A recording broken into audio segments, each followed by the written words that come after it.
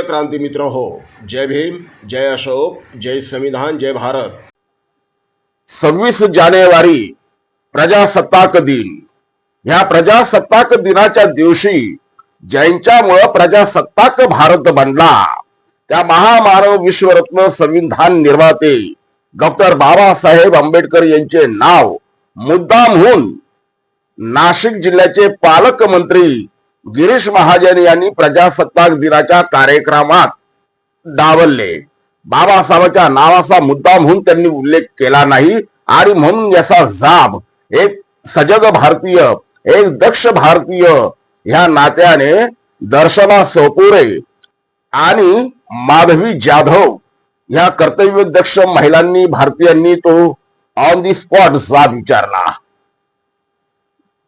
त्यानंतर आणखीन एक अशी घटना घडली अंजली भारती यांची।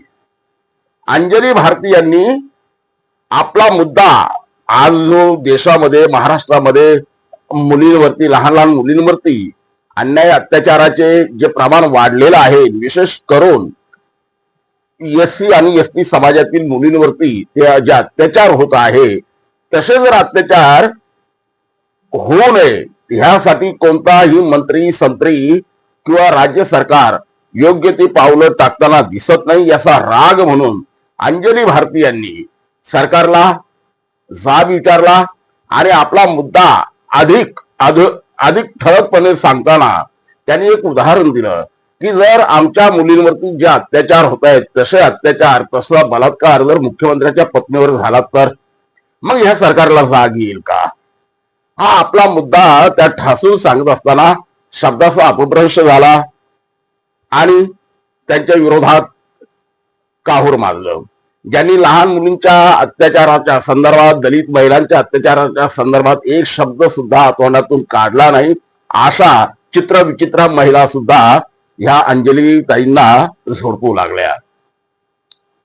ठीक आहे, हा वैचारिक विरोध आहे, वैचारिक विरोध विचारापुरता मर्यादित असला पाहिजे।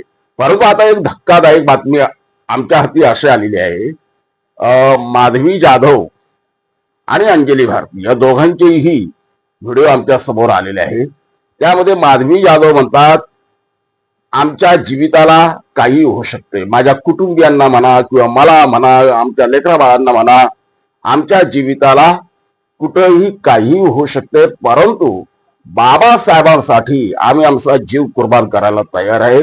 तेव्हा आम्ही कोणाच्या धमक्यांना किंवा कोणाच्या गिदड धमक्यांना आम्ही घाबरत नाही। परंतु त्या बोलताना त्यांनी जे स्पष्ट केले, आमच्या कुटुंबियांना काही होऊ शकते, त्यांच्या जीविताला काही होऊ शकते, गंभीर आहे। दुसरीकडे अंजली भारती यांनी सुद्धा तोच मुद्दा उपस्थित केलाय। अंजली भारती यांच्या गाडीला काल परवा एक अपघात घडला।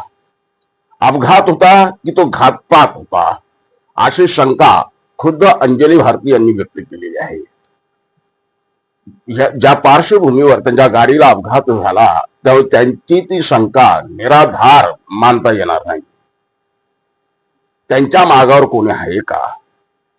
त्यांचं बरं वाईट करण्याच्या इराद्यानं कोणी त्यांचा पाठलाग करतोय काय? उद्या अंजली भारती म्हणा किंवा माधवी जाधव यांच्या कुटुंबियांना किंवा त्यांना स्वतःला काही करता काही झालं, अप्रिय घटना एखादी घडली तर याचे जबाबदार कोण?